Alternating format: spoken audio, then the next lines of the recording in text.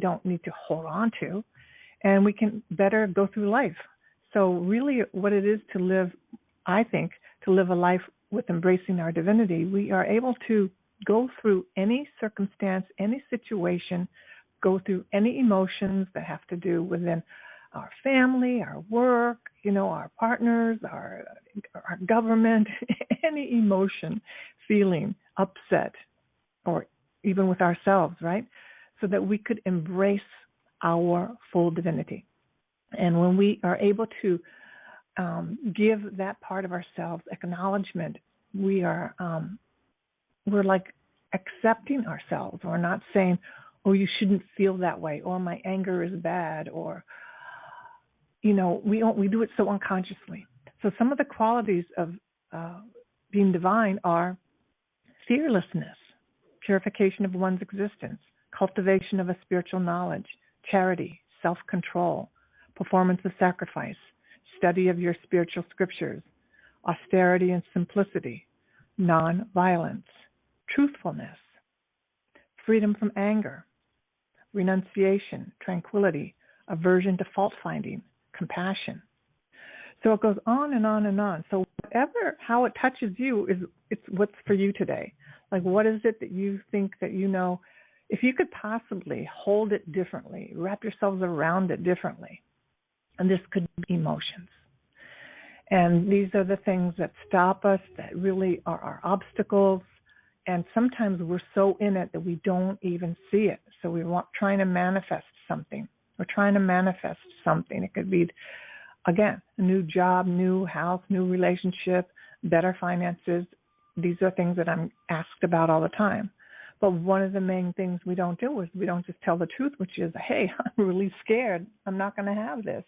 Or I'm really, really scared. This is never going to happen. Or it's going to be so uncomfortable that I'm not going to be able to take it. Or why even change because it's so, so difficult. And again, uncomfortable. So when we work with the angels, or today we're working with goddesses and also the divine feminine. And also the divine feminine is not just for women. We both have a male and female energy in ourselves. And what's really needed right now is tapping into our heart. Whether you're a man or a woman, being truthful for what you're feeling and experiencing in your heart, and getting out of your head. So many of us are so into our heads. And what does that look like? Overanalyzing, overthinking, overthinking to the point where we can't function. We can't sleep. It distracts us. It makes us angry, and it becomes a domino effect.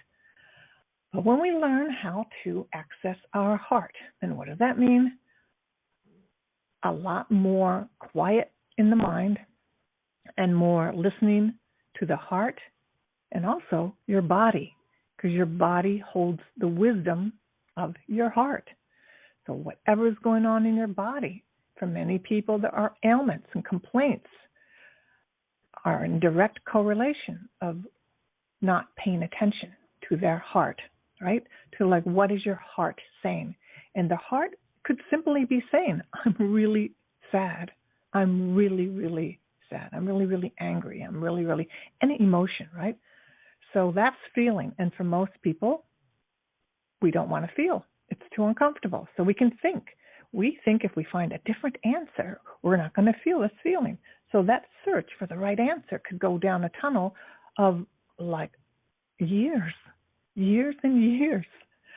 So today's message really is in embracing your divinity.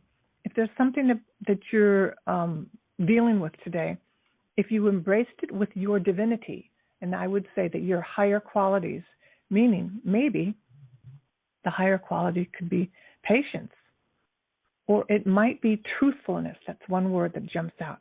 Many of us are not telling the truth in our lives, in our relationships. We're not telling the truth to ourselves. We're not telling the truth to our family. We're just not telling the truth because, again, we're going to face the repercussions of possibly being uncomfortable. It is so much easier to live kind of hidden